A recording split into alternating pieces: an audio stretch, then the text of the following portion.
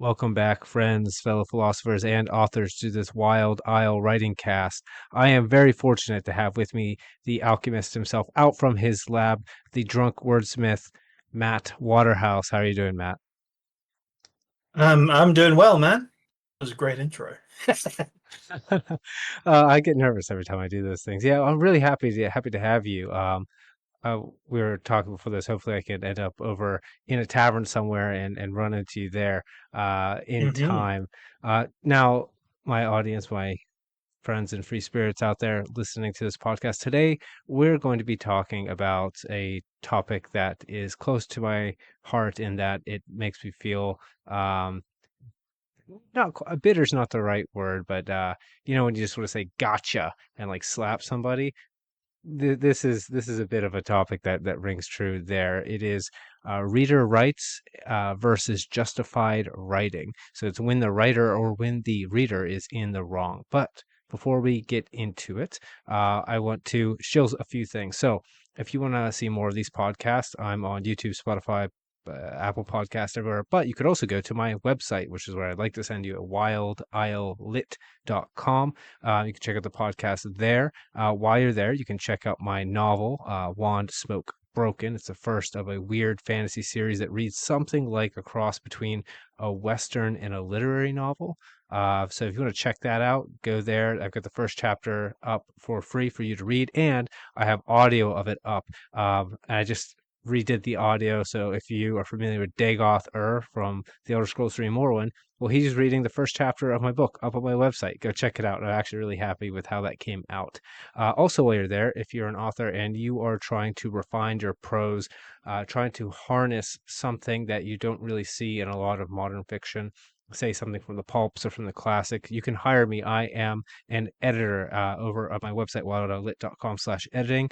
I have the Wild Isle Style Guide there's a bunch of different packages depending on how much you want to work with me and how much you need edited. But it focuses on literary style. And if you want to go all the way hardcore in, there's also a huge thematic analysis so it can help you build deep and rich themes like the classics into your own work. Do I have anything else I want to sell? I don't know. I have a blog there. I do aphorisms and all kind of things. All right, I'm done selling things. Matt, why don't you tell our listeners a bit about what you do, where they can find your work, and what books you have out there, all that kind of stuff. Cool. Well, I am I'm an English teacher by trade, sort of traveling about. Um, I'm getting back into a spot of travel writing, but my primary writing, I suppose, would be fantasy, science fiction, and I'm dipping my toes into a bit of horror.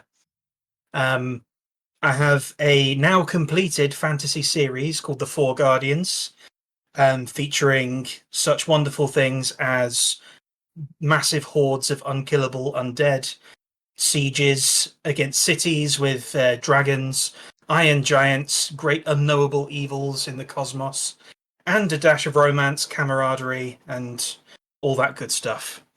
The science fiction is a bit more weird.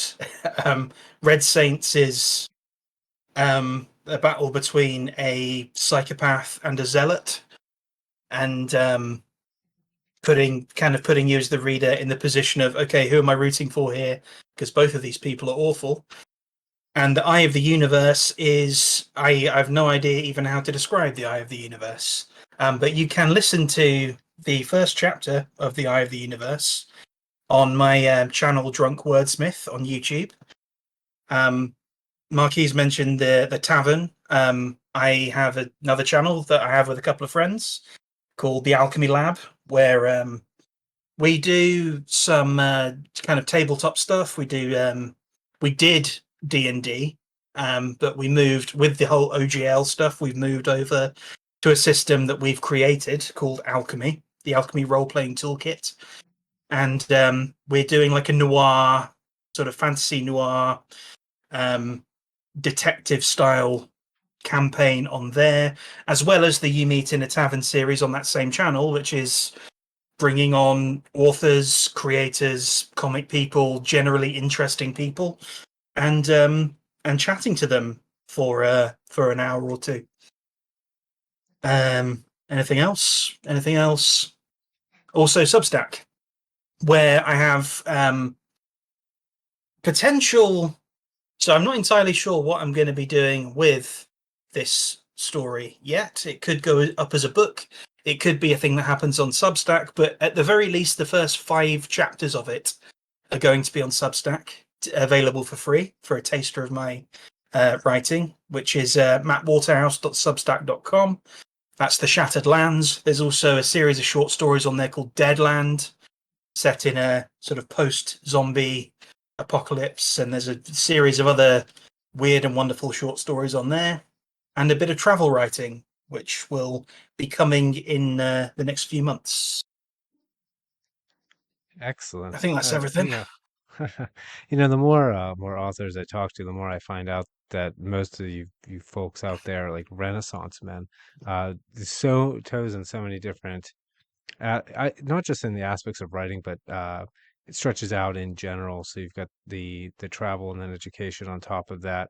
You're working in you obviously have to be working in video production, and I did I should have gone through the whole thing. I didn't allow myself enough time because I dove into the notes for this, and they were way deeper than I thought. But the Eye of the Universe, which you said you didn't really know how to describe it, it's really good. The little snippet that you have the audio there, it's like a uh, literary horror is the way that I would describe it. In that the prose is very well constructed, as well as the narrative perspective per se is excellent. The focus of the narrator, um, it actually successfully captures the experience of this, you know, being adrift alone. Your only friend a corpse type of deal. Yeah, it's worth listening to if you haven't already. My listeners, go listen to that and check out the rest of Matt's work, which I still need to do. I'm going to admit that straight out. I've had at least the first book in your fantasy series on my reading list for forever. I got it months and months and months ago and just never. Well, I've got a huge pile I'm getting through, so I apologize about that. All right, uh, we'll go ahead It's and what get tends into to the happen. It's what tends to yeah. happen when people read a lot of books. It's like I have your book. I haven't read it yet. I'll let you know when I have. It's on there. I promise I haven't forgotten it. But I No, appreciate you yeah, saying that about the Eye of the Universe as well.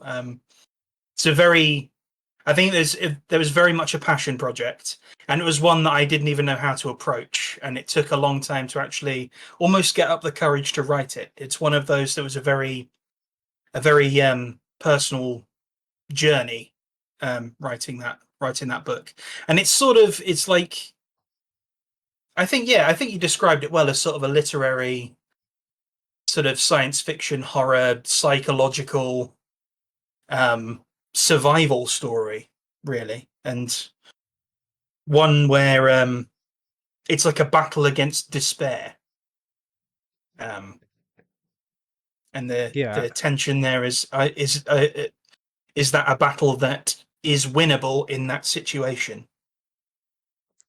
and Absolutely. The existentialism is very thick in it.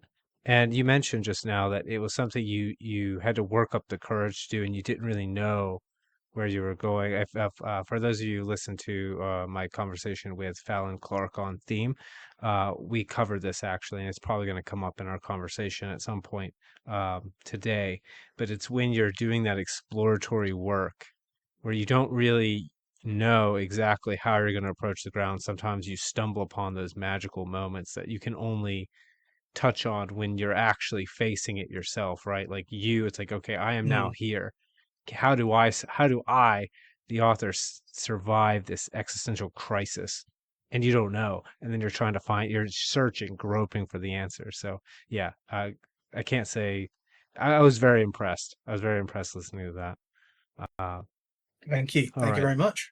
You're welcome. Yeah, I can praise that till the dogs come home. All right. So now let's get into today's topic before let's just start tooting your horn the whole time.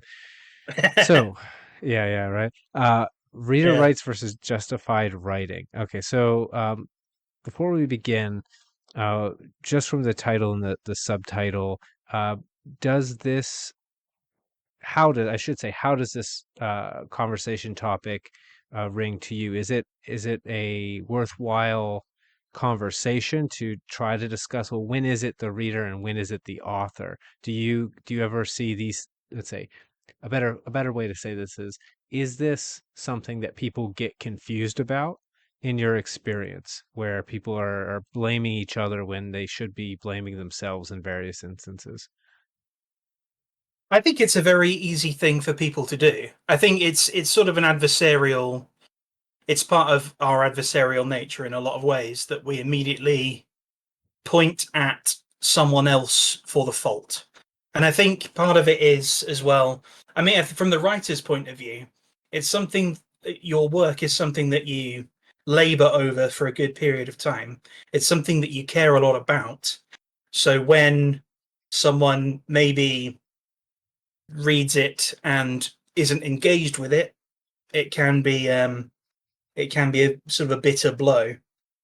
Um, in terms of the reader, I think not every story is going to resonate with everybody, and a lot of people. I think people always bring their own baggage to stories, even when they don't mean to, and it's not it's not a thing of malice on anyone's part. I think people are shaped by their own experiences, and a story is going to affect those experiences, or well, their experience is going to affect how they view the story potentially. I'm not sure it's a good idea to assign fault in in that kind of way. I'm not sure it's constructive or beneficial to assign fault in that kind of way either. That's sort of where I Yeah, line up on it. yeah, no, I you touched on so many of the topics I've got like noted out here. So you mentioned the sunk cost of an author, right? Because when a reader picks up a book, they pick it up and they invest some time and, some genuine time. But for the author, it's like you have this really huge risk of, let's say, want wanting to believe it in the infallibility almost of one's work because of the labor, right? Put like the intensive, massive amounts of labor put into it, and perhaps the baggage that the author brings, right? You mentioned reader baggage, which True. they also do bring, right? But the Yeah, author true. has their psychology tied up into the text, and then the reader. You mentioned different people have essentially different tastes. Eventually, I want to get, let's say, into a conversation about reader taste, because I do think that that is an absolutely important variable, but I think that it could be discussed in a more productive way than it usually is, where what's the meme? That's your opinion, man, right? Like, I've seen Mm. many literary conversations. You're familiar with the fallacy of the thought terminating phrase, yes? Yes. Yeah, well, I'm sure you've also seen the conversation terminating cliche thrown about, where things get Yep. reduced down to raw, pure subjectivism, where there's no conversation left. It just becomes a war between opinions. Um, but then you're also correct when you bring about the point that it's actually not helpful to be looking for someone to blame or to place fault on, because that assumes fault before, let's say, one's own analysis is done, and prevents one from improving, whether that be the author or the reader. And a lot of times we don't really think about the reader improving as a reader, but I sure know from my experience reading more and more and more, as I've gotten older, that I become a better reader. And I think we'll get a chance to talk about what that means. So Sure.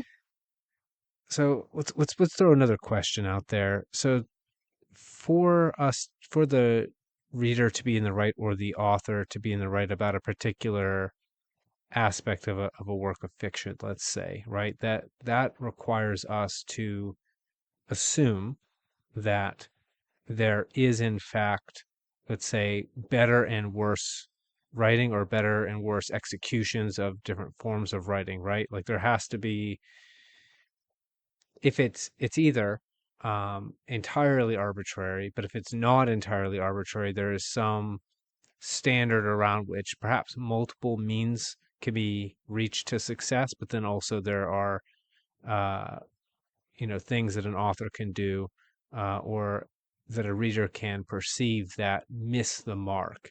So I guess the question I'm throwing out there is how much do you think that writing is, let's say, can be done well, and how much do you think is attributable to preference? Yeah, that would be the question. How much of it is like objectively better or worse writing, and how much of it is preference?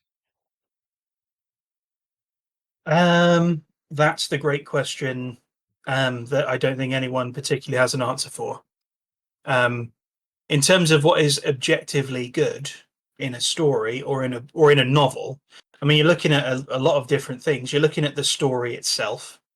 I suppose you're looking at the prose and how it's constructed. You may be looking at how many, I don't know, how many typos, how many mistakes there are in a book. I mean, it's potentially, it could be something that, I mean, I think that's maybe a little bit anal, but it depends. You know, it might be something that rips you out of a story. Um, I think the way to, I think what conquers maybe all of it is the story itself. I think as long as your story makes sense within its own logic, and as long as it doesn't betray its own logic and step away from its core idea, I think you're onto something. And I think you're onto something that would be considered objectively good. Um, Yes. So there has to be some form of order, right? Because the logic is that it's not chaos. It has to, you could say, if we're looking at it from an Aristotelian perspective, it has to have a form, right? Um, Along with other well, things. Does it? Go ahead. Go ahead. we don't even need to go into that kind of territory. It needs to have, in order, if it makes sense within itself, if it has its own set of logic, that means that there's a cause and effect, which means there's stakes. And if there's stakes, that means there's tension, and that means that you have a reason to care because the characters have something to lose. The characters potentially could be killed or irrevocably changed, or or just be ruined in some way. Not like it in a bad writing sense, but like emotionally ruined. So there is something there to invest the reader to the next point, and will hopefully carry them through to the end. Yeah, actually, that's where I was going actually, which is really cool. That means Oh, we're okay. thinking on the same. No, it is. So I'm going to throw this out with the particular uh, philosophical terms. Now, I know you said you didn't have to go here, but I think perhaps we do, though. We don't have to say it in the way that I'm about to. Might be a little bit pedantic. Okay. But so as opposed to Plato, so like Plato had like the form, but Aristotle included more things to know what a thing is. And we talk about what a story is, right? We talked about, for it to be a good story at the very least. Like really what we're looking at is, okay, what is a bad story? And let's move a step away from that, and then we can start to orient ourselves. Because that's what we're saying is like if it a good story at the very least doesn't betray itself, right? That's sort of like the Mhm. law of non-contradiction, but in terms of narrative. And that's actually for those listeners out there, if you ever want to figure something out, a lot of the time you can do that by not asking what is a thing, but asking what is it not, and then as I drift away from what it is not, then you can find what it is. So the four aspects that Aristotle came up with, or I don't know if he came up with them, but he articulates are the mover, the form, the substance, and the telos. To skip over a little bit, the mover and the substance don't tend to be as important to a story. Uh, for instance, like if a story happened to be randomly typed by a chimp on a typewriter, but you can still read it and it's still a story, like and the chimp just got really lucky, we wouldn't suddenly say it's not a story. We might attribute the story to luck as opposed to the chimpanzee who didn't know what he was doing, just randomly babbling on a keyboard or something. But that's not important, right? So the mover or where it came from, we could throw away. Substance doesn't seem to be very important either. It could be light on a screen, it could be chiseled in rock, printed in a book, etc., etc. But form and telos, which is like purpose or function, those two things seem to be key to this conversation, right? Because if we're looking for that question, right, that you said, like, well, that's the big question, right, is how much of this is objective, how much of this is subjective or preference based. Well, if a story needs to have a form in order to not betray itself, what do I mean by that, right? So I'm trying to connect our two ideas. The idea that it has a logic means that it necessarily will have a cause and effect. Now, you mentioned you moved from cause and effects to stakes, and I do think we can get there. But actually, I think um, in order for us to get there, we require some form of structure that we typically call plot. And what I mean by that is that for there to get from cause and effect to stakes, what ends up coming in there is conflict of some kind, whether that be an unanswered question, whether that be an unmet desire, let's say an aversion that can't be avoided or currently can't be avoided. The introduction of that into a fictional world of cause and effect then produces plot structure that then makes something at stake, and then we get the rest of, if you're obviously going to be familiar with Freytag's triangle. Those who are listening should be familiar with it by now, so I won't go over it. So that's form, right? The narrative form seems to be exactly what you just described. From cause and effect, the introduction of a conflict produces necessarily the stakes that make the whole story, which plays upon its own logic. And insofar as that logic is consistent, doesn't contradict itself, that seems at the very least to produce a story as opposed to a non-story. And we could say that a story is better at being a story than a non-story. But then that brings us to telos, and I'm going to end up passing this back to you because I've been talking for way too long. So telos being the purpose, I like to use the word function because I think people get caught up when you use the word purpose on the idea of a subject. And oftentimes, like the telos of a thing is imparted to it by a subject. Like a good knife cuts well, requires things that use knives to cut with. However, a good acorn grows into an oak tree, does not require a subject to, let's say, evaluate the acorn. So that's why I use the word function. So my question is, if we're trying to pin down what would be good or bad writing in terms of whether it's objective or subjective, we could say, well, do stories have a telos? Do they have a function, whether that is imparted by us human subjects or whether that's intrinsic to the form itself? That's the question, right? Do stories have a telos? Um, hmm. I think they. Well, I mean, I suppose they have a number of different ones.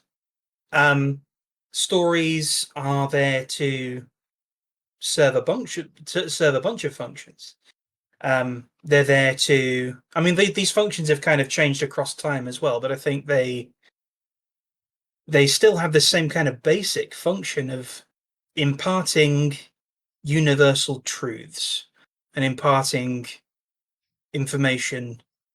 Well, no, we'll say imparting universal truths and potentially resonating emotionally. That's more of a subjective thing because you can't control someone else's emotions. But a story also has plenty of different functions. It can entertain, it can be used to create a political point or a philosophical point. It could be used to impart information historically, or otherwise. I mean, it used to be. I mean, stories used to be how we would just communicate information. That's how these things have. I mean, it's how we existed as a species for a long time. We had like the elder who would tell stories, and those stories would help the tribe survive. I mean, the Yeah, that's emotional resonance is more difficult to kind of pin down because again, you can't account for people's minds and emotions. If you're trying to impart, I mean, I suppose if you're trying to impart certain emotions at certain times, you can give it your best shot, and try and work within. I guess try and work within whatever framework it can. But I mean, it's whether you're successful or not isn't necessarily up to you, unfortunately. yeah. I mean, I definitely think whether you're successful isn't up to the author. Even if you do really well, you do have a subject at the other end who does have an interpretive structure made up by a bunch of different factors. Um, but I think we will get back into that here soon. I have this whole bit on taste that will become relevant. And I think you'll actually find it uh, interesting, the Hmm. line of argumentation there, when we go down. But at the very least, uh, we've identified that, yeah, like stories do have functions, a multitude of functions. Okay, so would you say then that if we take into account the function of a particular story and its form, so that's like its internal coherence and how well it performs the function that it um, sets out to do. And when I say how well it performs its function, I'm thinking in terms of something similar to how we think about medicine, right? Because like with medicine, it's like a statistical probability. Like it works with most people in this way with this potential risk of negatives coming about. And so with some people, it's not going to work at all. Some people are going to have a reaction to a medicine or whatever. But in general, we can say that like, a work doing, if it has a particular, a number of particular elements in its form that facilitate a particular function with a degree enough of success, then we would say like, okay, or could we say that there is some objective basis on which we could say that writing could be better or worse? Mm. Mm. Mm. Tricky. I mean, I suppose. Yeah. Hmm. Objectively speaking, uh, probably it's something that needs to be. That we probably need to pass out a little bit. Yeah, I think we could do that with we could talk about theme a little bit because you talked about universal truths as well. Hmm. And this, I think this might solidify it a little bit. So, in my conversation again with Fallon, we talked about theme, and one of the things we brought up is that theme, I actually think it's the other way around. I think the word thesis is derived from theme, or maybe it's the other way around. Either way, they share an etymological branch, and they actually kind of mean the same thing. So when a story's, because a lot of times, and this is not at least over here in America, this is not well distinguished from ideas like motifs, and I think has really done a disservice in at least our education systems. Maybe over there you're in the UK, right? Yes, Yeah, maybe I this wouldn't. I might be wouldn't bet on much. it, but Oh, I'd hope you guys are doing better because we're not doing too great over here. I tell you what.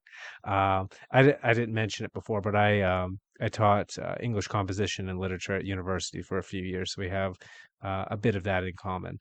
And what I saw from teaching those courses and from taking them when I was in those courses is that the idea of theme in literature was very poorly articulated. When I started teaching it, I realized, okay, I know what theme is now. And what a theme is, it is the meta narrative argument, right? So that of that universal claim. So a story, to I don't want to have to go over the whole giant thing, so I'll just throw this at you and you can tell me if it makes sense.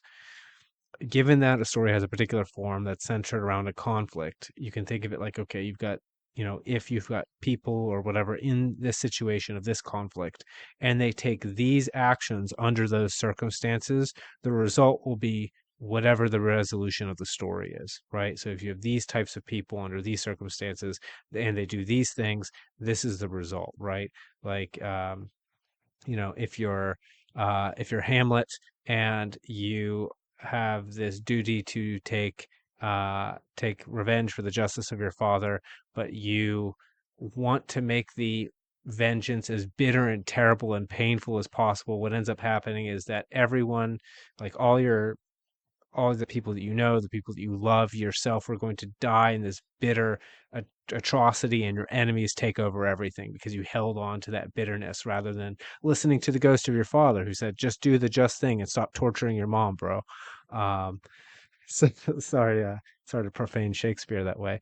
Uh, but the idea is that the theme is that argument. Like the theme, and necessarily all works of fiction by their nature of being, let's say, stories that contain a plot, they will have some theme in them, whether or not the author intended and whether or not the reader notices it.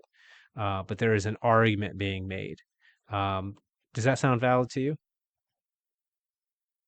Yeah, I think it does. Yeah, okay. Yeah, I think it. Yeah, that makes sense to me. I think that when an author is writing something, I don't even think the author is conscious of every theme that they're putting into a story. I think that subliminally things get into a book that other people spot, and they say, "Hey, I really like how you addressed this thing." And they'll be when someone says that to me, I go, "Oh, okay. Did I mention that? Is that something I went out to address?" I guess. Well, I guess it was somewhere in the back of my mind. It's something that came through on the page, and it sort of slipped my mind. I think I've just to sort of loop slightly. I wanted kind of so there's a couple of things here. Well, with the objectivity of stories, but also with theme. I think part of the when did you teach English at college? It was a few years ago now, so I think I would have started maybe in 2020. It was or maybe not 2019. I think 2019. Yeah, I Right. started teaching. Okay. So the type of English I teach, I think the way I do it is different to the way you do it. I think my teaching is more like as a second language, like the construction of the language and communication and things like that. But I have taught GCSE English, which is like basically like high school exam level English. And the difference as it's gone across the years that I've done it is pretty striking. I think this is sort of the devolution of the education system. At the moment, it's very much locked into the contemporary. It's locked into we must shape this.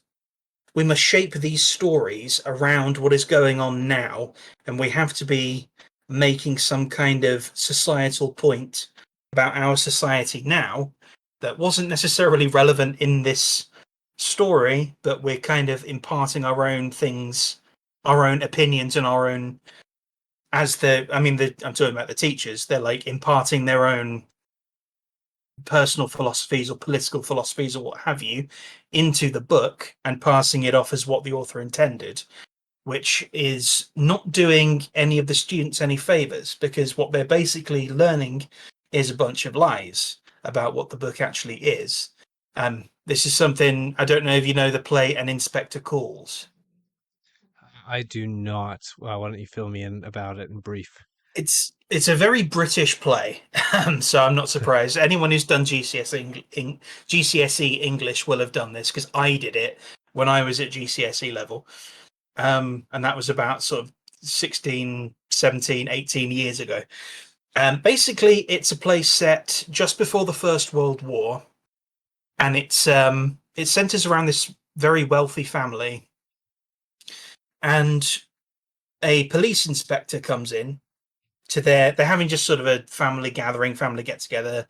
Things are about to go very well for them, and an inspector comes in, and the inspector informs them that a girl has died, She's I think she killed herself by. Sorry, we're on YouTube. She Minecrafted herself by by drinking too much lava or something.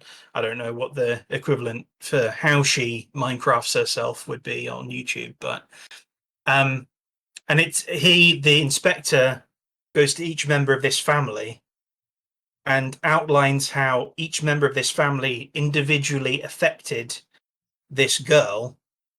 So one of them, she was like, this is set in 1911 or 1912, I think, and right at the beginning of the suffragettes, and she's went on strike for more pay, so the dad fired her from her job, and kind of she annoyed the daughter, so the daughter got her fired from another job, and the fiance of the daughter kind of took her up as a mistress and kind of wined her and dined her, and it's sort of about how the upper classes basically kind of toy with and screw with the lower classes and things like that. And it gets there's sort of gender stuff in there as well, but it's it's a good play. I think it's a very good play, but one that is right. It's ripe for stapling a lot of contemporary stuff into it that can lead people up the garden path. I think when it comes to objectivity, though, of stories, I had a sort of brainwave about sport. I don't know if you're a sport man. Not not quite. I'm fairly athletic, but I've never been into sports. Never played. Right. Would be a wet baseball over here. Do you guys actually still play cricket, or is that just like a thing of the old times? We do, but that sort of brings me onto the point, which is what would you say the most popular sports are in Uh, the world? oh, it's definitely like football. And I mean, like European football, what we would call soccer over Mhm. here. Yeah, Except in America, I think American football, I do think is more popular than what we typically. Well, no one says European football; they all say soccer. But I yeah. listen to Like way too many Brits, so well, it's well, you called it the right thing, which is football, but association football, we'll say, right? I think part of the reason why that is way more popular than something like cricket is the story involved in each game. Like, so there are the amount of the amount of variables in your average football match prior to the game, after the game. Like, you have the context of the league. So, what will a win do for this team? What are the stakes for this team? What are the stakes for that team? What happened in the last match between these two? Did someone win? Did someone lose? Was it a draw? Was someone sent off? Was there a bad injury?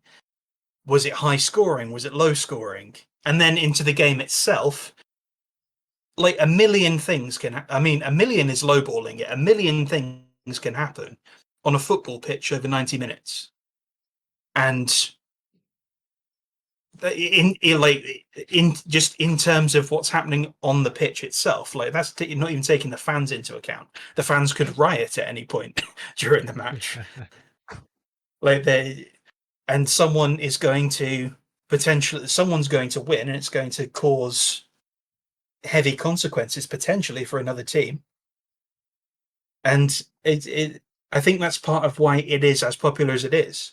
There's the stories happening on the individual level and the larger story of what's happening with the team and both teams, then the larger story of what's happening with the league, then the large story again of what's happening with all the leagues. Because in Britain we've got the promotion and relegation stuff. So if you do especially badly in a season, you go to a lower league, and then the team that does well goes up to the replaces you in the league you were in, essentially. So there's consequences there. yeah, And it seems like I don't know about objectively, but it feels like objectively that is more engaging than something like cricket, where it doesn't necessarily have that. It doesn't have that level of tension within the rules. Like the guy will throw the ball, the other guy will hit the ball, it will go somewhere. You have to run between the posts, and the games last for several days. And I don't really know how they calculate who wins. It doesn't really grip the psyche as much as association football does. And I feel like there are objective criteria there that tells you why. Yes, I actually think there's a really good analog for writing coming back into this. So I do agree that there does seem to be, I don't know if it's the complexity. I don't think it's merely the complexity, but I think it's the complexity in relation to the stakes, in relationship to how the rules present themselves to both the players and to the spectators, right? The audience. So when you Mm, combine all of those things, there's some amount of engagement that's possible. So the rules of engagement and the consequences are clear enough to the audience that they can follow them and understand them, but they're complex enough that there is enough variability that you have this unpredictability, right? So there's some novelty there, and because of the multitude of hierarchies with the ability to go up and down leagues, and eventually this becomes this massive international hierarchy, the stakes can mm, get very, very big, right? And so the mhm. audience can participate in that. With writing, I think we have something similar. However, I think that most people, let's say, I'm going to make this argument, are more sophisticated sports spectators than they are readers, right? So, like, uh, you're going to find a higher proportion of, let's say, I would say the world's population who can engage with a sophisticated system of spectator sports, then you're going to find can do the same thing with, let's say, fiction. Um, and that brings us to what are we, like 40, 50 minutes into the conversation? That brings us to the actual conversation topic at hand, right? And I'm Right. gonna I think we'll start with reading and then we'll jump to writing. Like there are obviously, I don't know, but obviously we'll get to writing. I will skip over it. So with reading, there's two things. I want before I forget, I'm gonna go through my list backwards because you hit the last thing I have notes on first. You mentioned professors essentially contaminating a text with their misinterpretations, right? Right. Now, that doesn't mean that. So obviously, they could have the intentional themes imparted there by the author. They could be unintentional imparted there by the author, um, but nonetheless, the argument would be there are themes there, like they exist, and they, in a sense, are their detection is variable, but their let's say existence is not. They objectively are there in the text or they're not there in the text. Now maybe Mm, you need the right context in order to see them, right? In the same way that you can't understand the theme of a work written in French if you don't read French, right? Unless you get it, right. assuming it's not translated, right? So you need the Hmm. proper context and be able to absorb it. But what someone can do, and this is where I would say someone could read something badly, is they could project something either they expect or they want onto a work um, in order to get some, let's say, benefit from it that, let's say, comes at the cost of what is there, right? It's sort of and sometimes not even to get a benefit. I've actually seen people project onto a work, I guess, to get the benefit of criticizing something that either wasn't written or wasn't said. I guess there would be that benefit. So you mentioned seeing, let's say, teachers and professors do that with classic literature. Have you seen any other examples of people projecting onto works where they're literally interpreting a work to say something that you logically cannot get out of it. It has to be like they're adding something to it, or they're stripping elements away to get to their conclusions. Mm. Um. Oh, let me think. I think with cinema, I think this happens. This happens quite often. Um. I've seen it more often in cinema than in novel form, I think.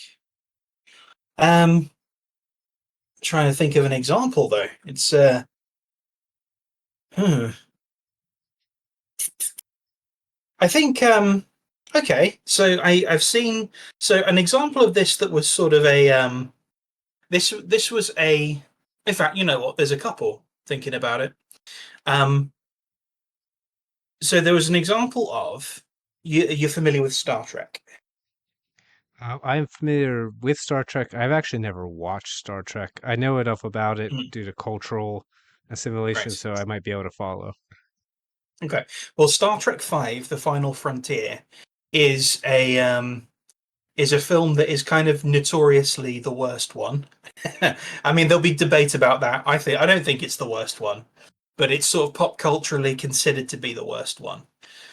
And there was a reviewer, sort of semi-jokingly, but also I think almost literally, he said he's he's interpreting this as being um, like a bourbon and bean infused dream that Captain Kirk is having because it's like it's a completely because the story is sort of completely absurd. It's like the search for God at the center of the galaxy, and the dimensions of the Enterprise suddenly stop making any sense at all, and people's characters kind of go a little bit off the rails that have been established for a long time. And he just goes, I'm just going to see it as a fever dream and enjoy it that way. Now, like, and that's kind of fair enough in a sense, but it's still not good. I think the a more not insidious but a more troubling example is Star Trek Picard. So Star Trek Picard season, well, actually, all of Star Trek Picard to a degree. This is partly the reader, but also the writer completely misunderstanding what Star Trek is.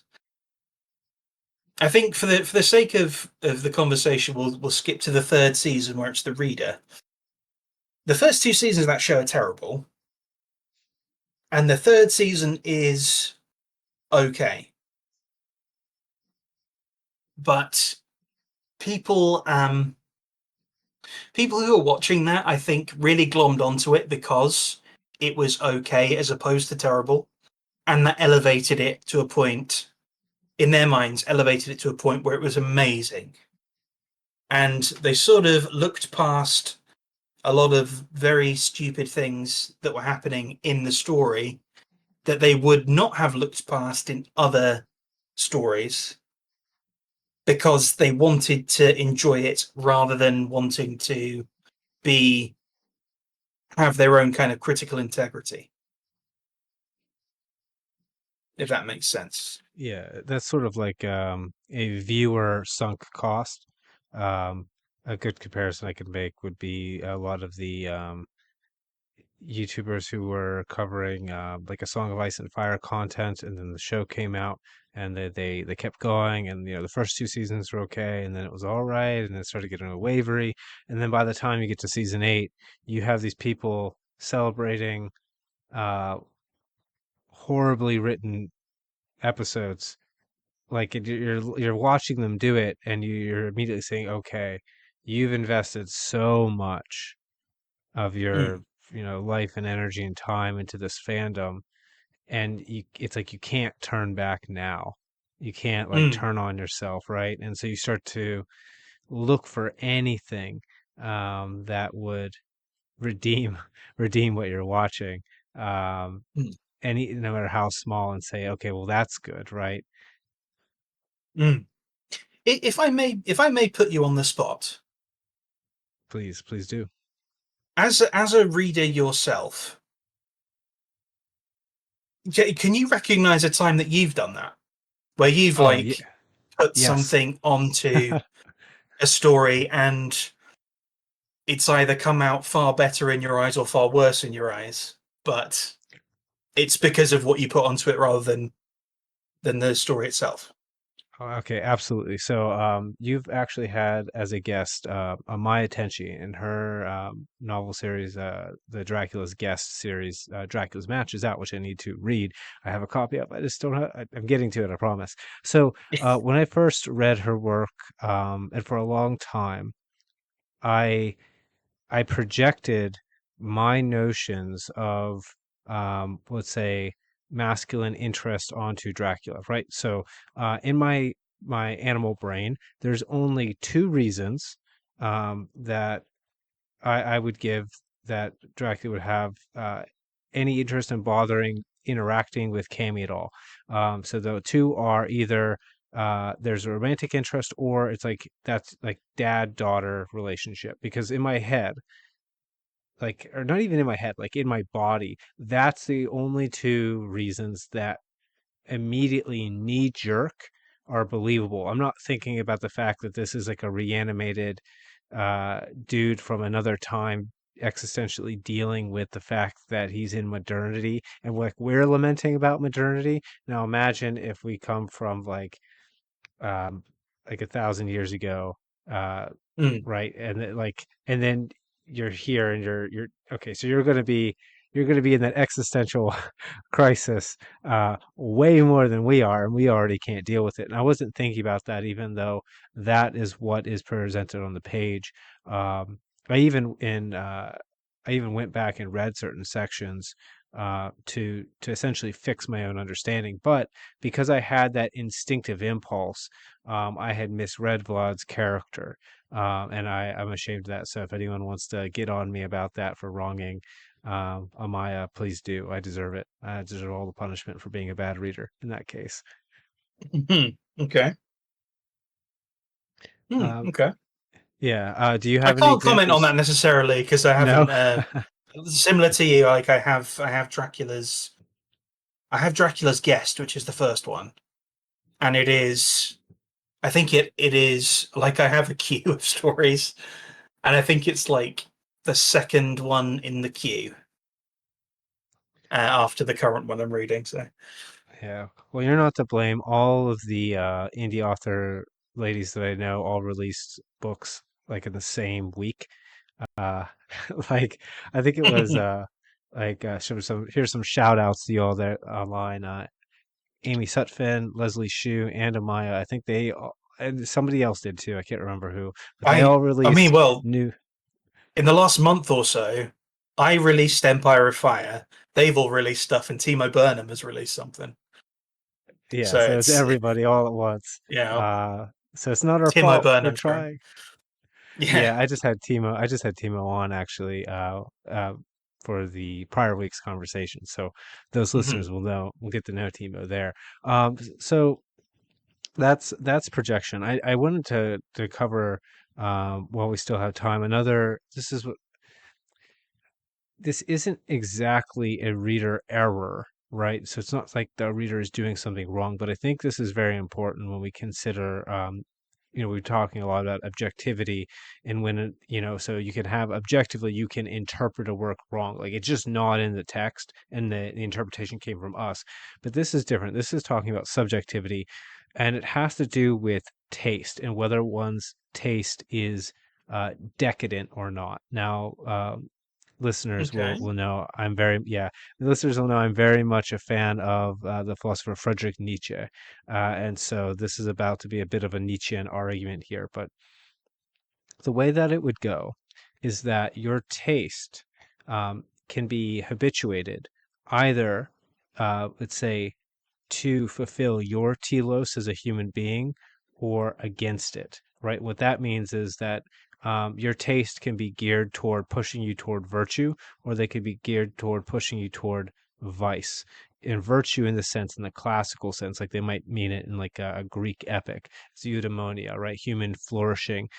Nietzsche would say something like, you look at the world and you say that it's good, like it just not despite all of the suffering in it, but because of all of the suffering and all of the joy, and because of all of it, you're able to look at it and say, yes, I want to exist in this world that I am in.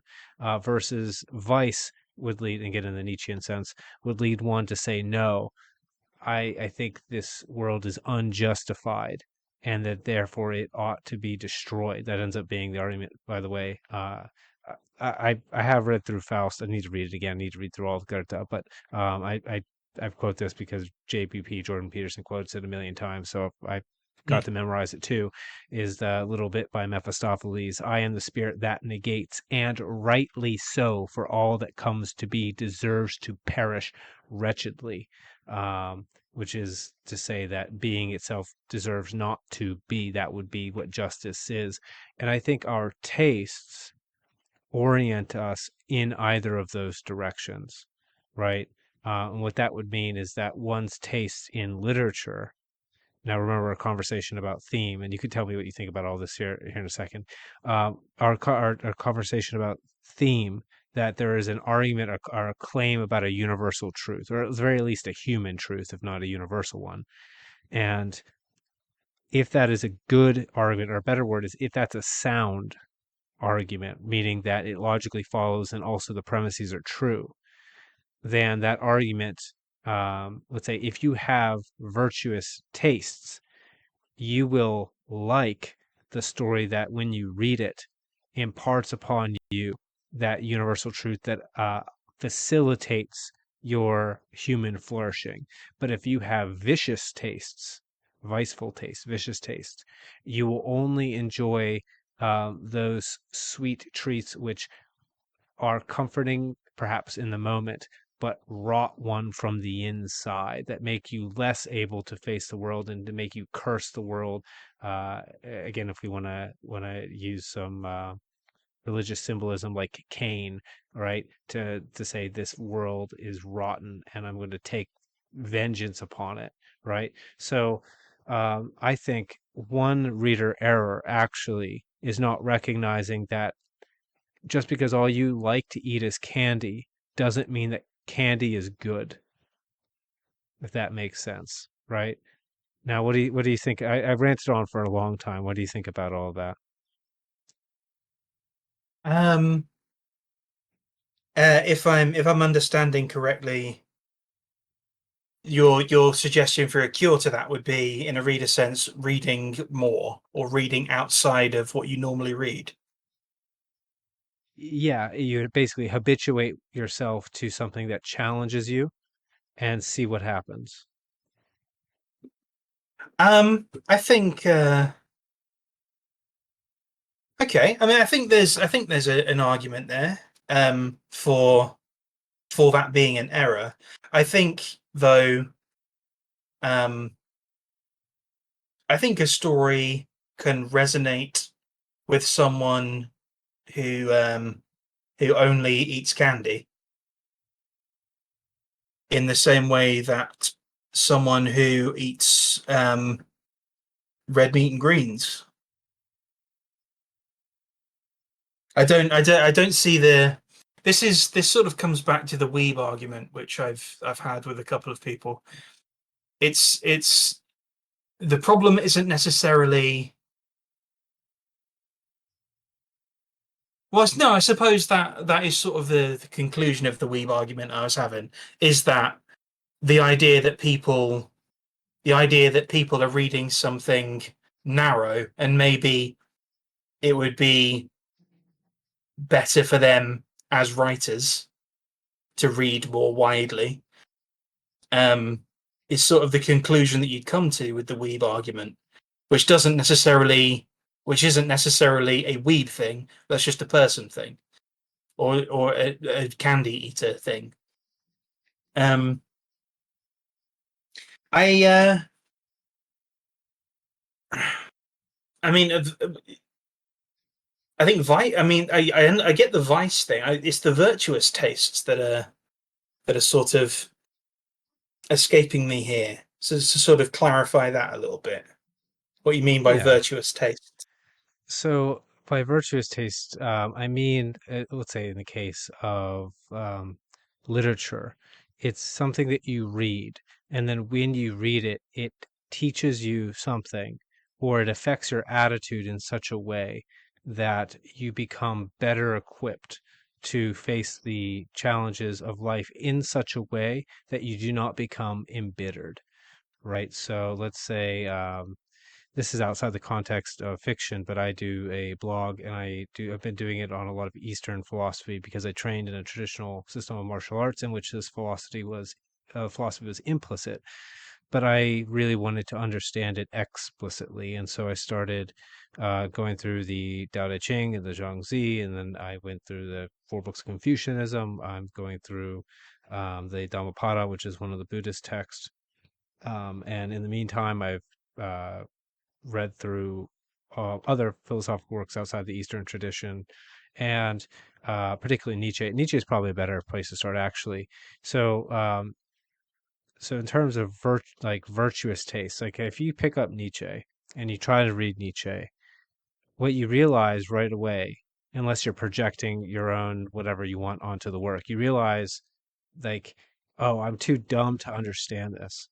Like it immediately hits you in the face. Like if you have any sense of humility, you start to realize it's either this is gobbledygook or I am ill equipped. And if you don't assume that it's gobbledygook and you sit down and you say, okay, what is he saying here that he's purposely made hard to understand?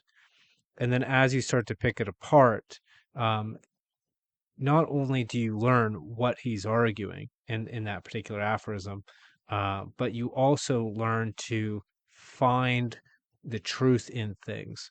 And if I had not read all of Nietzsche, this is kind of why I wanted to bring him into that conversation, I would have been ill equipped to be able to pick out all of the, let's say, really wise content that is in the Tao Te Ching, that's in the Zhongzi, that's in the four books of Confucianism, and in the Dhammapada, because they're not written in the very explicit way that you would want, say, something like, I don't know, a self-help book to be written, right? It's very cryptic, and I do think that is part of the cultures that they're written in, particularly the Chinese, and I think that has something to do with the fact that they use a pictographic written language system, though that might be due to their cultural propensities for thinking in a certain way. I don't know which comes first, the chicken or the egg. The point being that I had to go through a long process of struggling to understand, to habituate myself to gain a skill that then allowed me to gain wisdom. And then that wisdom actually allows me to, if I bring this all the way back to writing, to write deeper stories. Now, I'm not sitting there, typing away at my keyboard thinking I'm going to impart this, but I experience the world more deeply because I have more avenues of questions and more ways of looking at the world because of the studies that then bring more problems to the forefront of my imagination. Essentially, because I've experienced them secondhand through books, and then I'll end it with this as the answer to the virtuous reading would say in this case. Like two books in particular are two authors. So Cormac McCarthy and H.P. Lovecraft, talk about them all the time. Cormac McCarthy writes in a very stream of consciousness way and doesn't really care if you get lost. But reading Cormac McCarthy and getting through his style and learning to, it's difficult, actually, a lot of the time. But when you get good at it, you learn about rhythm. You learn how to read according to the natural cadence of the sentence. And then when you go to write, you'll find that there's an element of music into writing. The same thing is actually true for Lovecraft in a different sense. It's less melodic, but his writing, the sentence structure, sometimes you might say, like, why is this sentence a paragraph long, Lovecraft? That's not necessary. But the reality is, if you engage with it enough, you start to realize, oh, there's a natural rhythm here that facilitates these particular pauses. And when you find them, you find that there's this really eerie cadence that lends itself. So there's something in the construction of the prose that actually affects the tone of the story. And then you enjoy the story more. And then as again, coming back as an author, that becomes another tool in my toolkit that I can use to, let's say, improve the tone of a particular composition of prose. Okay, I went on for a long time again, but does that answer your question? It does, and I have to say I don't buy it. I No? don't Okay, buy go ahead, that. tell me. I don't buy that. I don't buy that idea necessarily of the virtuous of that sort of the virtuous reader versus the vice reader. Um, because I think a story is more than I think a story is more than I think like there's something to be said for clarity in work. There's something to be said for the clear communication of ideas in a work.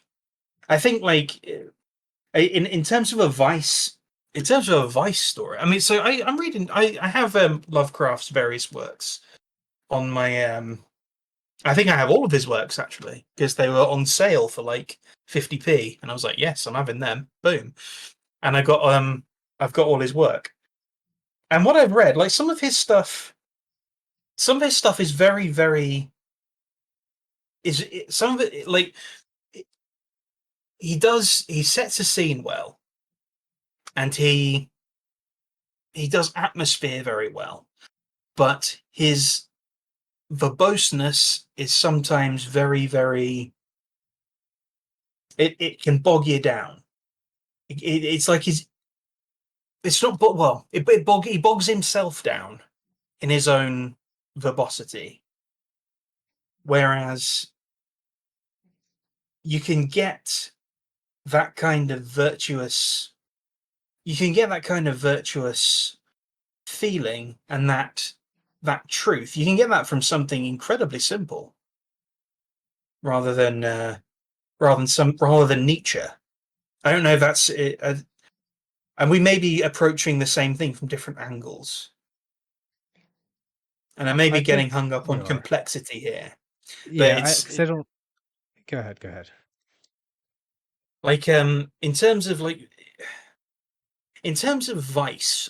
So in terms of Vice, I would look at a lot of kind of modern cinema for that.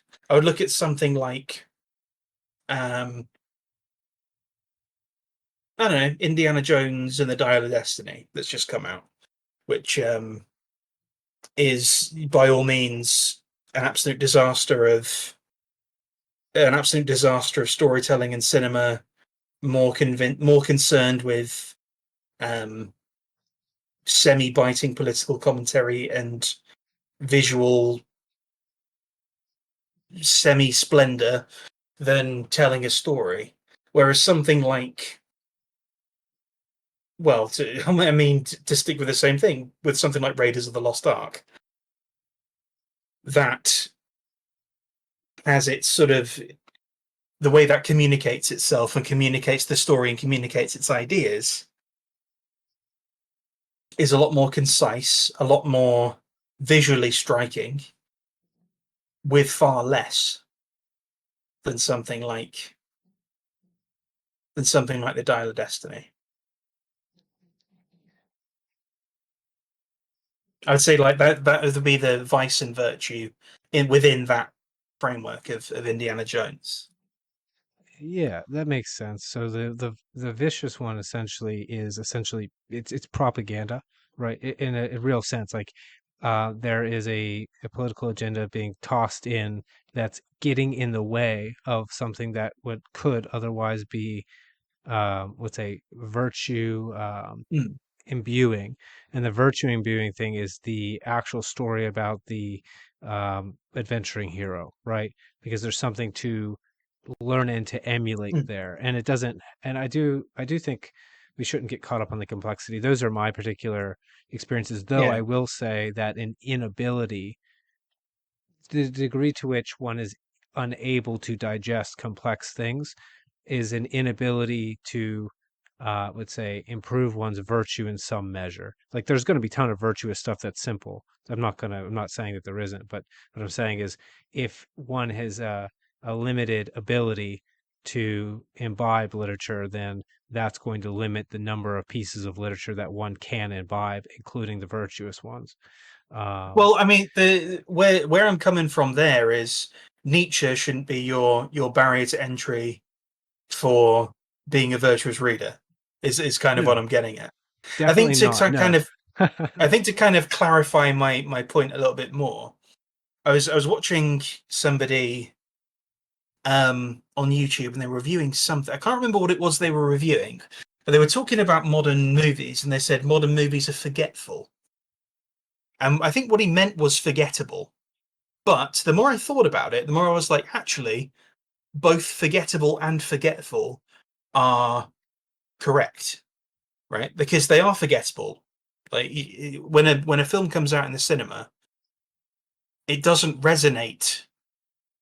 I mean, and I think this is we're at a point now where it can be said not just for the individual but societally. It doesn't resonate with people.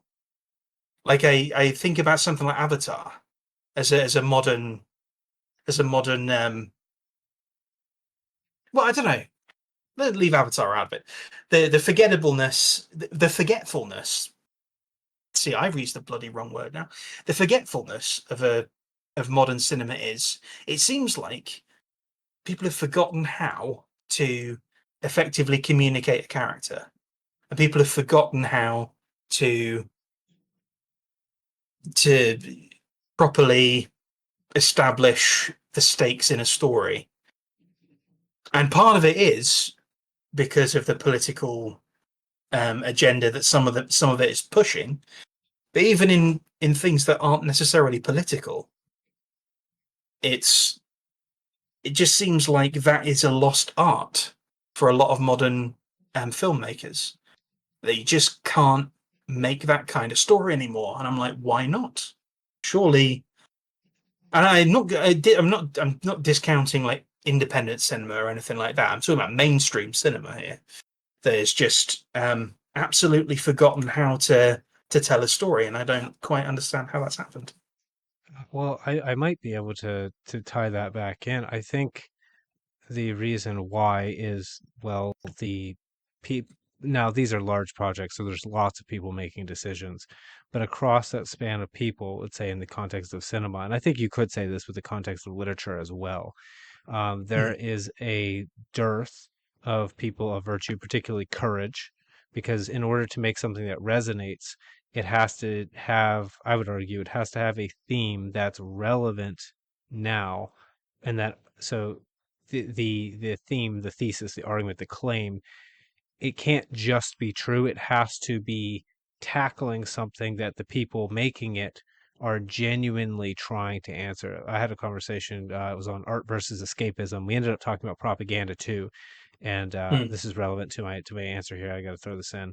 So if you imagine a spectrum, on one end you have pure escapism, and the other end you have pure propaganda. And in between there somewhere is art, right?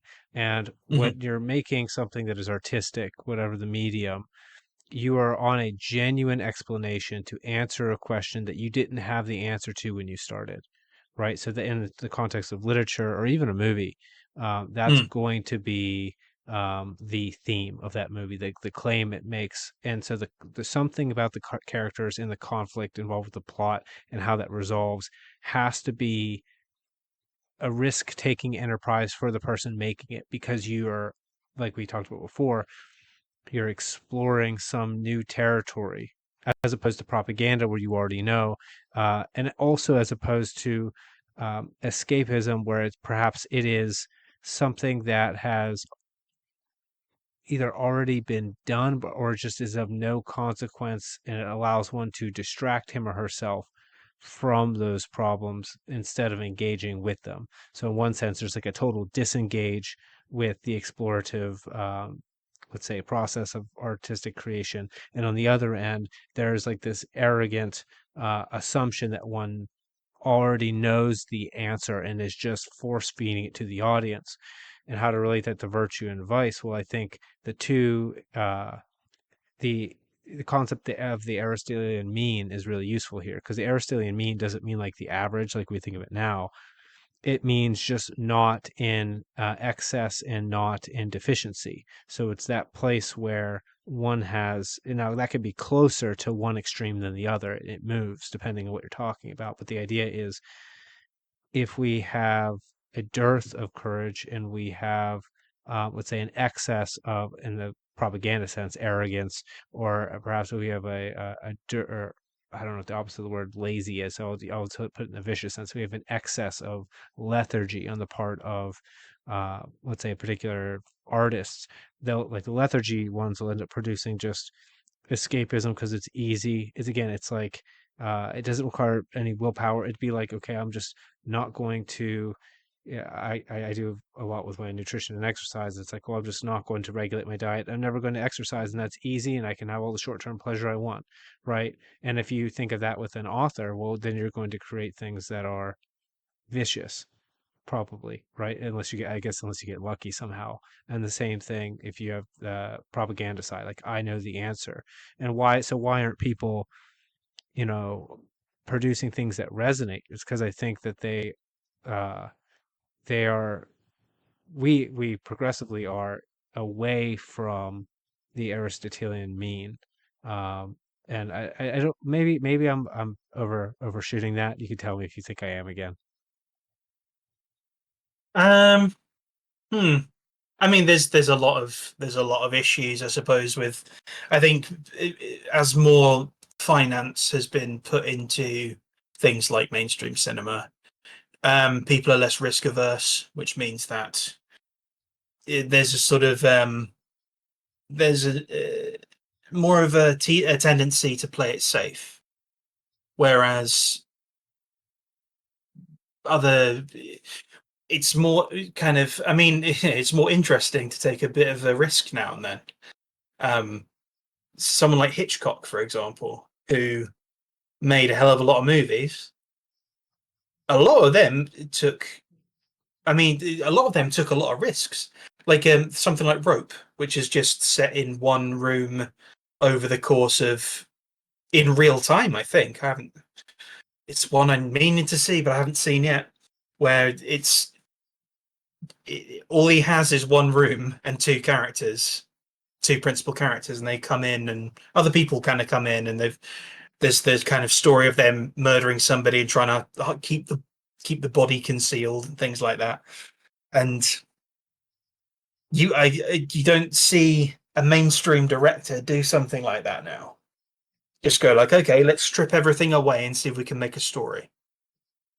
Or even something like Dial M for Murder. That's mostly set in one apartment. So how do you make that, how do you tell a story in such a small space with a limited set of characters?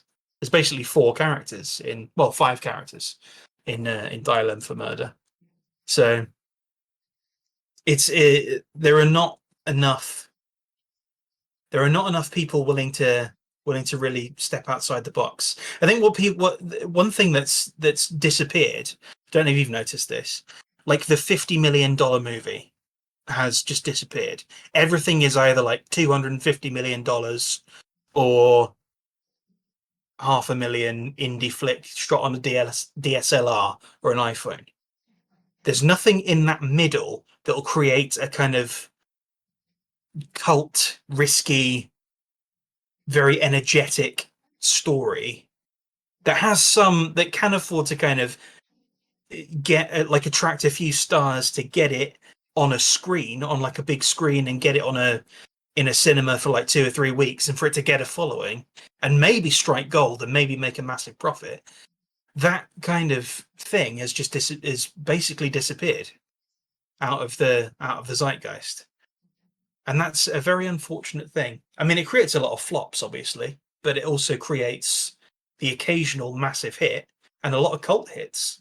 I mean, you wouldn't have something like Event Horizon um, without that, as hilariously flawed as that film is, but a lot of fun at the same time.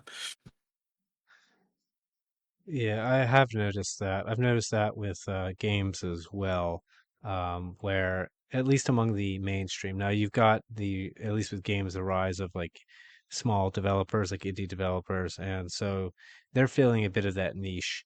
Um, Mm, still nowhere close to like a middle budget, right? If you look at a AAA game budget versus like an indie team, like the indie team is what's the turn of phrase? They have like a shoestring budget, and right. then you've got upwards of millions of dollars to produce. Um, like a high end video game. So I guess yeah, they're in a bit of the same spot. But I guess you can get away with cheaper on the indie game scene as opposed with cinema. I guess we're spared that with literature in a sense, right? Because it's words on a page, except for like things I guess if you need to do like research for nonfiction. But True, yeah, I do true. think you're yeah, I think you're correct to point out the fact that with this amount of money, it requires I mean, it requires a lot of courage because if you screw up, like you're done for.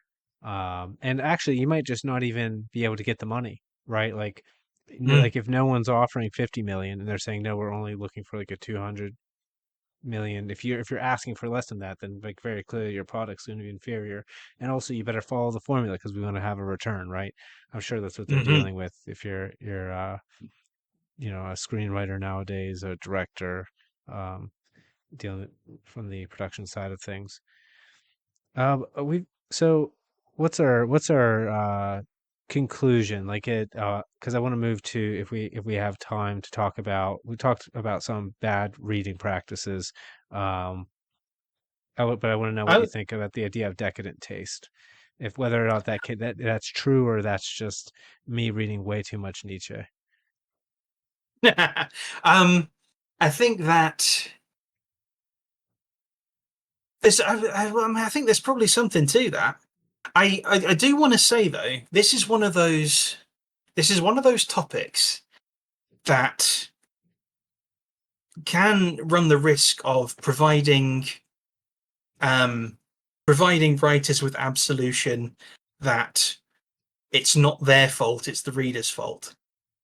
And there's a lot to be said about decadent taste. I mean, I think I would basically agree with you on that, on the decadent taste point. But I would also say that it's not necessarily just a bad reader. I think there's also an element of maybe the story just isn't that good, and maybe like there are maybe the flaws that are being pointed out are in fact correct. That's what I want to get onto actually, because oh yes, I edit, I do freelance editing, and yes, yes, there is such a thing um, as poor writing. I don't. I thank you for pointing that out. By the way, I don't want to make this like let's bash the reader day. Um, Yeah, I I just thought that was going. Go ahead. especially considering we're both authors and people ideally want people to read the books. Yeah, yeah, right. Well, we're both also readers, to be fair. In fact, True. I'm much more of a reader. I read many more books than I write, it turns out. Um, Mm. but Don't we but all? yeah, so yeah, well, you would hope that. But when I first started writing, I didn't know what I was doing, and I wasn't as well read at all. And I know that there are lots of authors who started out just like I did, who wrote like a terrible first novel, which I did, uh, because I didn't read anywhere near enough. Also, there's a bunch of reasons for it, but yeah, definitely not reading enough. But in terms of poor writing, I think these are going to be a lot more clear. I think the reason why I spent so much more time on reading is because things like you mentioned poor spelling, diction, grammar, syntax, those type of things are kind of obvious.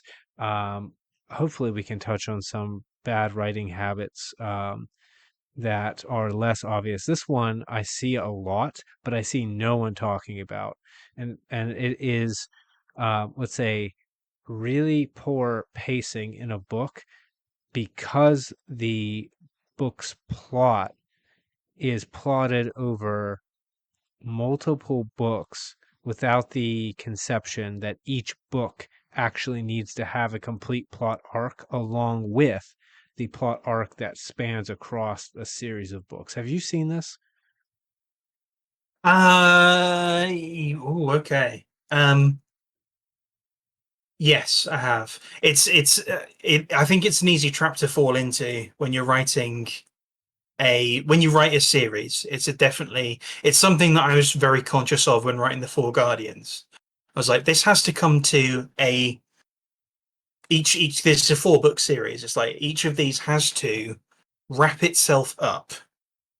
I mean, there also obviously has to be okay. There's the hooks for the next one, and it is a series of events, right? But there has to be that satisfying climax to this story, which then leads on to the next one.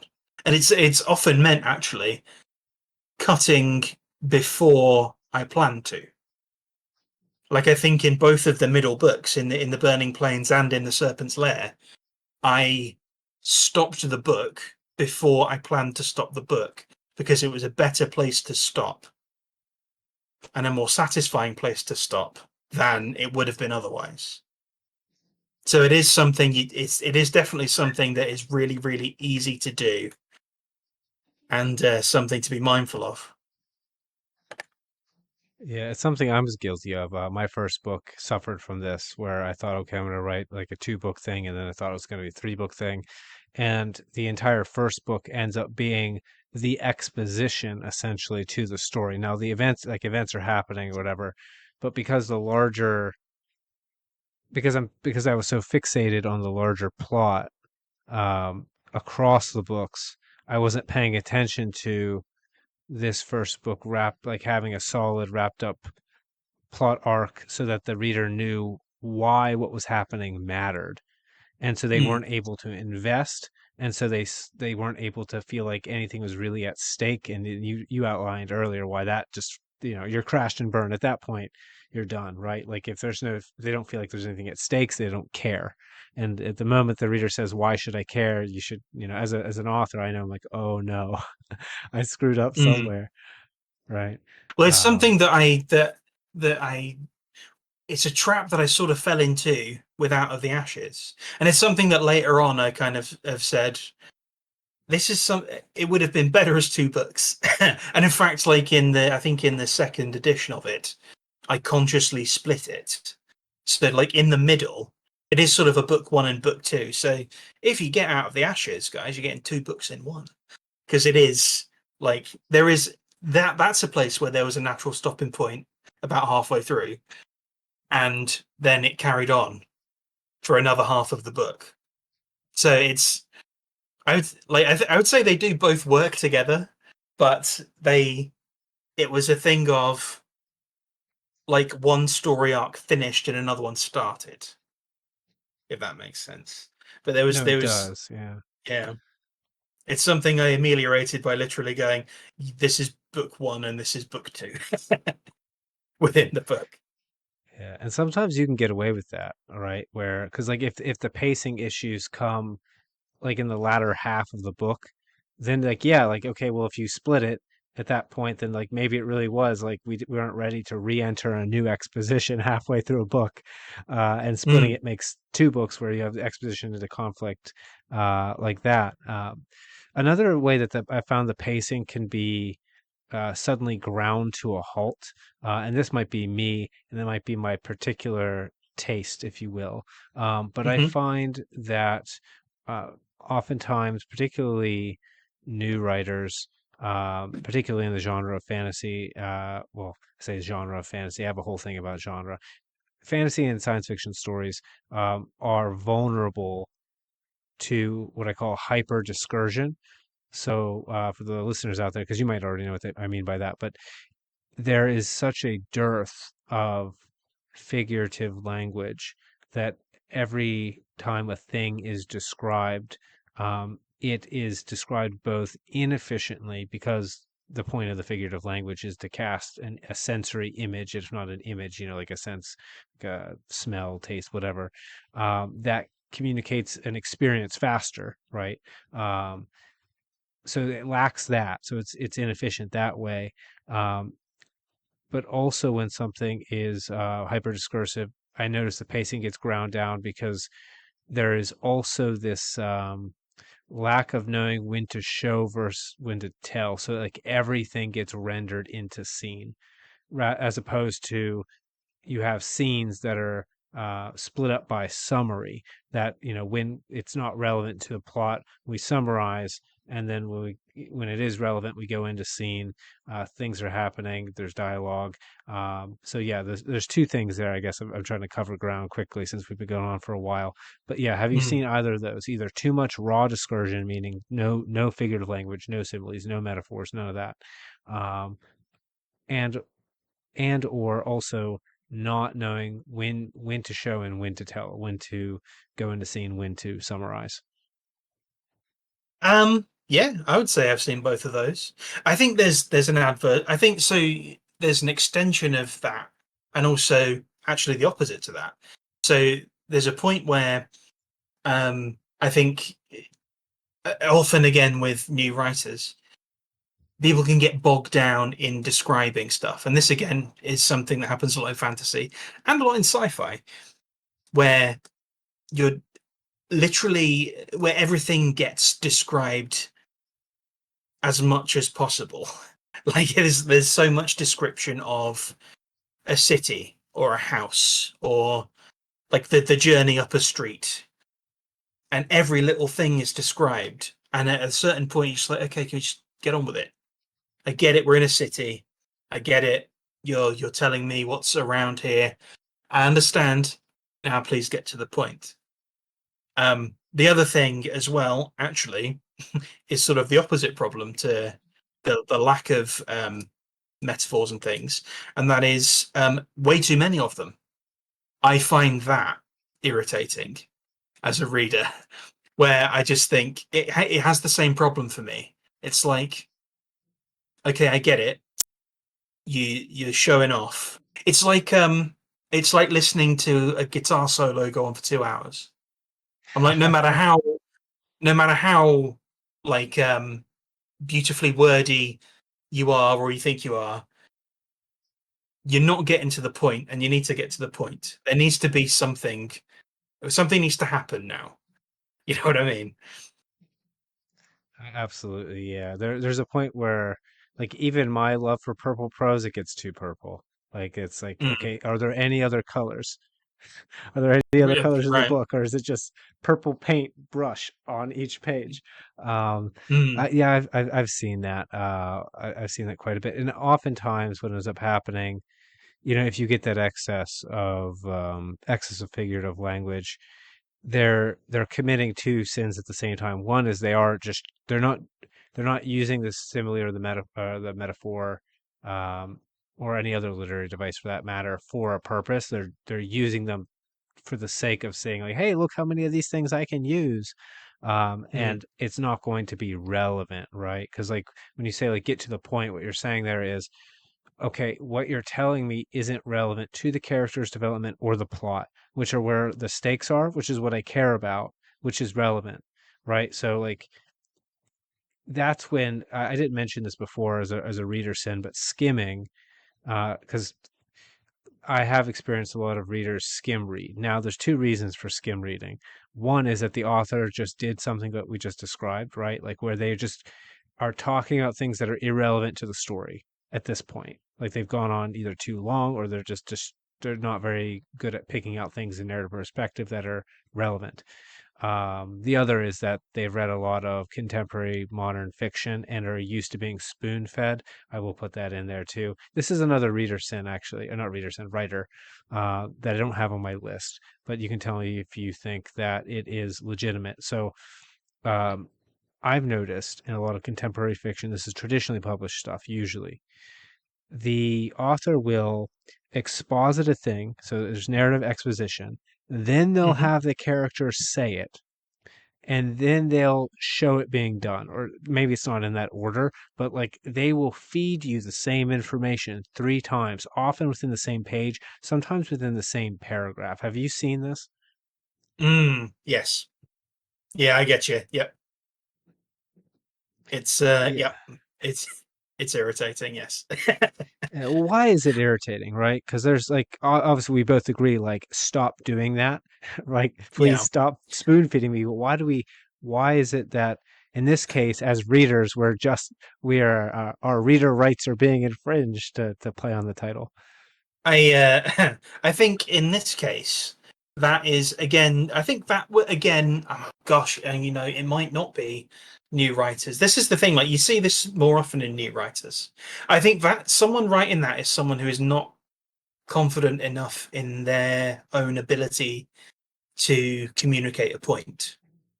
Because it's like one of them is enough. And it's part of it is they don't feel like they've done it satisfactorily. And part of it is maybe they don't necessarily trust the reader to get what they're on about. It's like, no, I understand. I know what you mean. You had me the first time. Um, it's something that can be kind of cleared up in an edit or two. You know what I mean? Like it's something. It, that's very first draft. What you've just said there, like something being communicated 3 times on the same page. So you just needed to read through it with a slightly more critical eye, and go, okay, okay, I don't need this second bit, or I don't need the first bit. I can just like whichever makes the point the best is how you would do it. Usually, the thing happening is the best way, I find. Yeah, I would Like agree. If you can, go ahead. Sorry. you wouldn't say something's about to happen if it was going to happen exactly the way the person said it. Like I'm okay with someone like having a character like say this is about to happen and then something happens that they don't expect. That's different. But having the same thing communicated 3 times, yeah, for sure. It can be some of that can just be excised. And I would definitely advise someone does it, but I would say in this case, um, we I think probably agree on that, and this is going to come back to the taste issue because we have what I would argue is more virtuous taste in reading, and the reason I think that is because what we're saying should be edited out is purposefully put and left in a lot of what would be referred to as trad published commercial fiction. So this is the idea of this is going to be the stuff that we pump, pump, pump, pump out there as fast as possible. And Mm. I think that it's done on purpose because they don't trust that the readers will retain the information, and I don't think they'll trust the readers to pay close enough attention. And okay, so there's a question. Tell me if you've ever experienced this ever from some of your work that has mostly so you've shared it with people or it's published out there.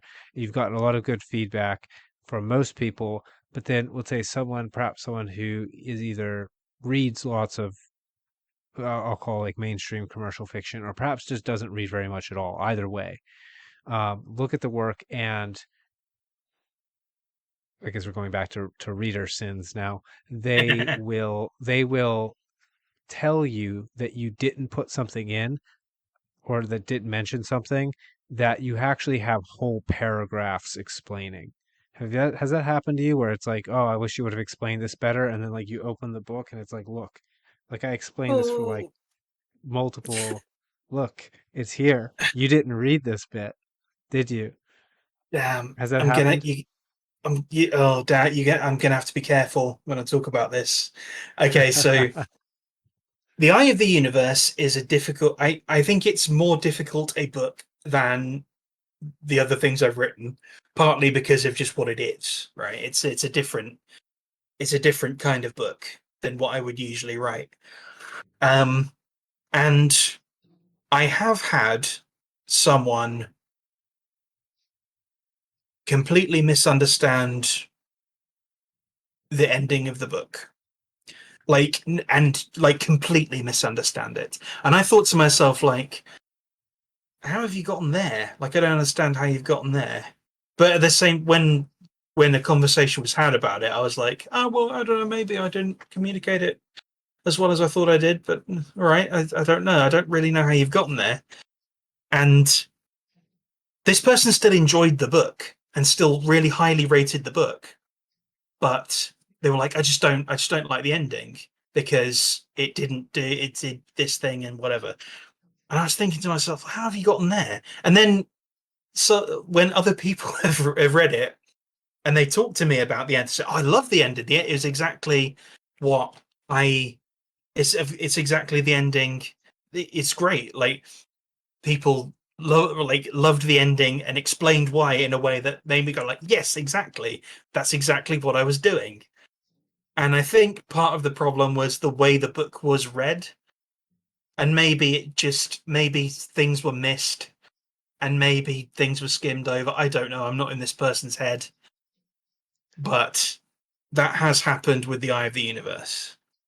Um, I think it's happened with Red Saints as well. I think some of the some of the criticism of Red Saints, I am a lot more on board with um, than the Eye of the Universe. That's due another edition actually, where some of it can maybe ironed out in Red Saints.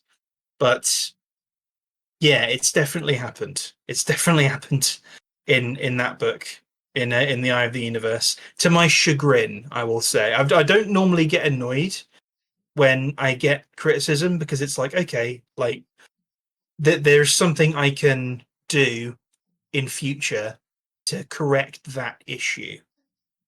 But when it was something like that, it did irk me. Um, has that happened with you? Yeah, so the easy example I have, my first book was itself, admittedly, it was bad, but in the first chapter, there is a scene of particular violence, and then in and around that scene, there's an explanation to the social structures as to the people's religion and why they're engaging in this violent ritual. Um, and the reader happened to be one of my professors in grad school who happened to be of a particular persuasion not to be able to stomach what really was like a very mild amount of was you call it like domestic violence between a couple, and it was Mm, very mild. But that the word they would use is triggered him enough that it obliterated him noticing entire paragraphs around that happening. So he right. literally said, like, oh, it would have been good to describe this. I went back and looked. I even showed him, and that's what he told me is that um, let's say, the emotional reaction that he had to that particular scene um, made it hard for him to, like, what's the right word? Not remember is not exactly the right word. Process all of the rest Mm, of what was happening. Now, I actually don't think that that's an author's fault, right? Like, it's mm. if someone has a particular sensitivity that causes their brain to shut off, uh, you know, what am I going to do about it, right? Well, It'd be like saying, what we go ahead. that's what we kind of spoke about earlier. It's like everyone brings their own baggage to everything. Like it's not necessarily like you don't know as the writer what someone is kind of stapling onto your story and expecting it to carry. It's um it's just, as an author you do the best you can, or you communicate something as clearly as you can, and sometimes people just don't get it, and it's something that happens. Yeah, It doesn't make them a bad person. It's just like, okay, well, I didn't get you. Maybe I'll get you with something else. yeah. So we've been going on for a while. Is there anything else? I've got other things in my notes about essentially writing errors, but a lot of them are things people know. Like obviously, a Deus Ex Machina is bad. Like if you just have that's a plot contrivance for all the. There's a surprising number of people who don't know what a Deus Ex Machina is, at least in my Mm. conversations. So I guess for the listeners who might not know, that's when it's got out of the machine, and it comes from bad playwrights in ancient Greece, where they typically would use like a crane to just have a character come in, like some type of deity, to solve a problem. All of a sudden, the solution just comes out of nowhere. It's totally like, and because I wanted this to happen, it's a plot contrivance. Professor used to say you can see the seams, or you can see the stitches. You can see where this was just inserted into the story, and it's unbelievable. um, I have a sub note here: lack of verisimilitude. Right? It does not emulate enough of life for it to convey that. human universal. And I have the same thing for characters, right? Like characters need to have a Hmm. degree of verisimilitude. That means they need to have a certain amount of consistency of their characterization. They Hmm. can't just be anyone when the plot calls for it. They have to be, say, convincing people of their own. They don't have to be realistic Mm. exactly, but convincing, believable. Because you try to make a realistic character, you run into trouble. And if you want to know more about that, uh, Michael and I talk about that in Human, All Too Human. I Mm. think it's podcast writing cast number 5. Um, Mm. but yeah, Deus Ex Plot armor Machina. We as have well. Plot plot armor. armor Yeah. is another one. Why Plot don't armor you is talk incredibly about it a bit? frustrating for me. Yeah, Yeah, tell well, me about it. plot armor essentially being um, a character survives something that should kill them, um, because they're needed later on in the story, not because it makes sense, not because of any of their actions or something like that, just because, just out of kind of blind luck, they survive. Um, and it's something that punches the stakes of a story right in the face. Um, it's fine if they like if they get out of it through their own ingenuity, then that's something, then that's a different story. Or if they survive but they're affected by it, that's another story. But if someone gets like I don't know, if someone like get if you're writing a fantasy fight scene and someone gets run through with a sword, and they live through it and they're just fine later, that's that's not good, to say the least. No, it breaks that verisimilitude. And as you're describing it, I think it's good for writers out there to know it's not merely the break in verisimilitude, though that in and of itself is bad. Like that's enough to just wreck a story if you keep doing that, or even if you just Mm. do it once at the wrong time, right? It just kills your Mm. what do we call it in grad school? Um, Investment. nar- narrative authority, right? Right? So like you as an Okay, yeah. author have a certain narrative authority. The reader is willing to suspend their disbelief for you until you do Mhm. that. And then they're just like, I don't trust that you're going anywhere good with this anymore. But Mm. deeper than that is a problem where authors do not establish the proper stakes. And I think oftentimes you get into this plot armor problem because every stake has to be life or death. And when you do that over and Mm. over and over again, you have to start having the eventually you're just going to have the plot bend around the character living because otherwise the story ends rather than having the stakes be such that you can afford to have the character lose. You can afford to have the protagonist suffer a defeat because it's not life or death every single time. I think it's a Mm. huge issue, particularly in fantasy and science fiction. Yep. Recurring villains have a massive, that can be a big problem with recurring villains, because they, if you keep beating the villain, if your heroes keep overcoming the antagonist every time they encounter them, then again it's a big punch to the stakes. It's like, well, I know they're going to be fine because they're always fine. Yeah, he's there's no feeling of risk. All right. I think we've pretty well exhausted at least almost most of my notes. Is there anything else on this topic that you feel like you want to cover? Um, I no, I think we're I think we went for a while there. Yeah. Yeah. Yeah, You said that you'd was check really. in after an hour and it's been nearly two. Oh yeah. Well, we were so into. I did realize that, but I was thinking we were such into the conversation. I figured you'd be all right, and you'd let me Yeah, know. it's all good, Uh, man. It's all good. Yeah. All right. Before we go, we'll do another round of shilling here on the Wild Isle Writing Cast. So, thank you all there out there for listening. Before you go, please check out our other podcast on wildislet.com. wildisle.com. You can check out my editing service, a Wild Isle Style Guide. My fiction is on there as well. I brought up a bunch of stuff, blogs, all of that. Oh, it's really just one blog, not multiple blogs. But yeah, check that out. I really appreciate it. And also make sure to check out Matt's stuff. Matt, tell everyone again where they can grab your material. Well, you can find my material on Substack. You can find it on Amazon. If you're a fan of epic fantasy, The Four Guardians is right up your alley. A lot of good action, rich characters, and high adventure with with some very high stakes in there. Um, if you're more of a sci-fi fan, you have Red Saints and the Eye of the Universe. Red Saints maybe a bit more crime-ish than Eye of the Universe. Eye of the Universe, you can get a taster of that at Drunk Wordsmith on YouTube. Is a link, I guess? Would that be linked somewhere, maybe? Yeah, so I'll have links to as much of this as I can put links to on YouTube and then on SoundCloud. So yeah, I'll make sure people can find your stuff. Cool, cool. And yeah, also horror, which is currently more on Substack, and the Deadlands series is more horror focused.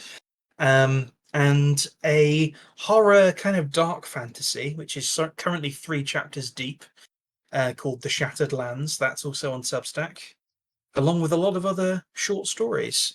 Also, the Alchemy Lab, where I imagine we'll be having another chat shortly, and Drunk Wordsmith on YouTube. All right, I thank think that's you, everything. Matt. Yeah, thank you, Matt. That was great. I am looking forward to having a conversation over in a tavern at the Alchemy Lab. And thank you Indeed, guys all indeed. for listening. Yeah, thank you guys all for listening, and we'll see you next time.